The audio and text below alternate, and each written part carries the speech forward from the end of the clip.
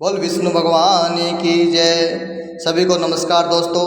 आज मैं आपको मोहिनी एकादशी कथा के बारे में आप सभी को सुनाऊंगा, तो सभी ध्यानपूर्वक सुने और चैनल को सब्सक्राइब, वीडियो को लाइक एंड शेयर जरूर कर देना दोस्तों। मोहिनी एकादशी का पावन दिन हर साल वैशाख मास के शुक्ल पक्ष के एकादशी को आता है। इस दिन का महत्व विशेष रूप से होता है। इस दिन भगवान विष्णु की पूजा का अद्भुत फल मिलता है।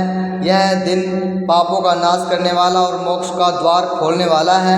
कहा जाता है कि इस दिन व्रत करने से सभी दुख दूर होते हैं, मनुष्यों को आध्यात्मिक शांति मिलती है। इस एकादशी पर हम सभी को व्रत रखकर विष्णु भगवान का स्मरण करना चाहिए। एकादशी का व्रत का क्या फल है, इसका महत्व भी थोड़ा जान लीजिए। वैदिक संस्कृति में प्राचीन काल से ही योगी और ऋषि इंद्रिय क्रियाओं को भौतिकवाद से देवताओं की ओर मोड़ने को महत्व देते हैं। एकादशी का व्रत उसी साधन में से एक है। हिंदू शास्त्रों के अनुसार एकादशी में दो शब्द होते हैं, एक और दशा। 10 इंद्रियों और मन को, क्रियाओं को सांसारिक वस्तुओं से ईश्वर में बदलना ही सच्ची एकादशी है। एकादशी का अर्थ है कि हमें अपनी 10 इंद्रियों और एक मन को नियंत्रित करना चाहिए। मन में काम, क्रोध, मोह, लोभ, कुविचारों को नहीं आने देना चाहिए। एकादशी एक तपस्या है जो केवल भगवान को महसूस करने तथा प्रसन्न करने के लिए की जानी चाहिए। हिंदू धार्मिक मान्यताओं के अनुसार एकादशी तिथि भगवान विष्णु को बेहद प्रिय है, तो इसलिए एकादशी का व्रत जरूर करना चाहिए। तो दोस्तों, अब मैं एकादशी की कथा का श्रवण करता हूँ, तो सभी ध्यानपूर्वक जरूर सुनना। युधिष्ठिर बोले कि हे जनार्दन, शुक्ल पक्ष के एकादशी का क्या नाम है, इसका क्या विधि है, सो मुझसे कहिए। श्री कृष्ण बोले कि हे धर्मनंदन, पहले रामचंद्र जी पूछने पर जिस कथा को वशिष्ठ जी ने कहा, उस कथा को मैं कहता हूँ, आप सुनिए।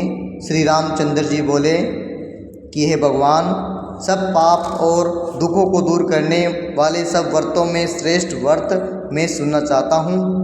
वशिष्ठ जी बोले, हे राम, मुझसे अच्छा प्रश्न किया है, तुम्हारी बुद्धि श्रद्धा युक्त है। हे राम, वैशाख शुक्ल पक्ष में जो एकादशी है उसका नाम मोहिनी है, सब पापों को दूर करने वाली है।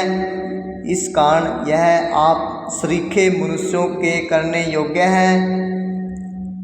यह पापों को दूर करने वाली और दुखों को नष्ट करने वाली है। इस शुभ कथा को एकाग्रचित से सुनो। सरस्वती के तट पर भद्रवती नाम की सुंदरपुरी है। वह धुधिमान नाम का राजा राज्य करता था। वह धैर्यमान सत्यवादी राजा चंद्रवंश में पैदा हुआ था। वह कर्म में प्रवृत्ति रखने वाला धनपाल के नाम के प्रसिद्ध था। प्याऊ, यज्ञशाला, तालाब, बगीचा आदि को बनवाता था। शांत स्वरूप और भगवान के भक्त उस वैश्य के समान धुतिमान, मेधावी, सुकृष्ट, धृष्ट बुद्धि नाम के 5 पुत्र थे। 5वां धृष्ट बुद्धि बड़ा ही पापी था। वैश्यों से रमण तथा दुष्टों से वार्तालाप में कुशल था। वह अन्यायी और दुष्ट था। पिता के धन को नष्ट करता था और अभक्ष्य वस्तुओं को खाता था। उसके पिता ने उनको वैश्यों के गले में भूजा डालकर घूमते हुए देखा तो उसे घर से निकाल दिया और बांधुओं से भी दूर उसको अलग कर दिया। उसने अपने शरीर के आभूषण भी नष्ट कर दिए। धन और नष्ट होने से वेश्याओं ने भी उनसे निंदा के कारण उनको त्याग दिया। वह वस्त्रहीन, भूख से व्याकुल होकर चिंता करने लगा कि मैं क्या करूं और कहाँ जाऊं। वह पिता के डर से वन में चला गया। वहाँ भूख और प्यास से पीड़ित होकर इधर उधर घूमने लगा। फिर सिंह की तरह मृग, सूकर और चित्तों को मारने लगा। हाथ में धनुष बाण और पीठ पर तरकस बांधकर मांसाहार करता हुआ वन में रहने लगा। वन में विचरने वाले पक्षी, पशु, चकोर, मोर, कंक, तितर, मुस्कों को भी मारने लगा। इसके अतिरिक्त जीवों को भी मारने लगा। निर्दयी दृष्ट बुद्धि पूर्व जन्म के पापों से पाप रूपी कीचड़ में फंसता चला गया। दुख शोक आदि से युक्त होकर वह दिन रात चिंता किया करता था। कुछ पुण्य के उदय होने से वह कौंडिन्य ऋषि के आश्रम में पहुंच गया। वैशाख के महीने में गंगा जी का स्नान किए हुए तपस्वी ऋषि मुनि के पास शोक से पीड़ित दृष्ट बुद्धि गया। इसके वस्त्र से गिरे हुए जल को बूंद के स्पर्श से उसके पाप दूर हो गए।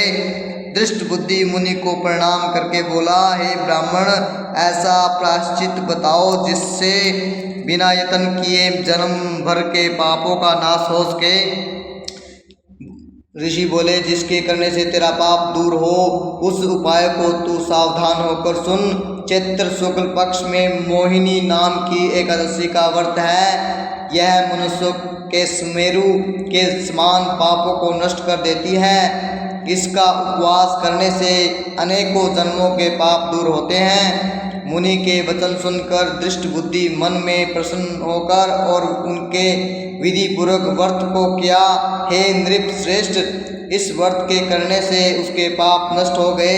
फिर दिव्य शरीर धारण करके गरुड़ के ऊपर बैठकर विष्णु लोक को चला गया। बोल श्री मोहिनी एकादशी की जय हो। दोस्तों, जिन्होंने भी मोहिनी एकादशी का श्रवण किया है तो वह सभी पापों से मुक्ति प्राप्त करता है। तो आगे भी कथा को सुनने के लिए मेरे चैनल को लाइक और सब्सक्राइब ज़रूर कर लेना और कमेंट में ओम नमो भगवते वासुदेवाय नमो नारायणाय नमः ज़रूर लिखना। जय श्री राम।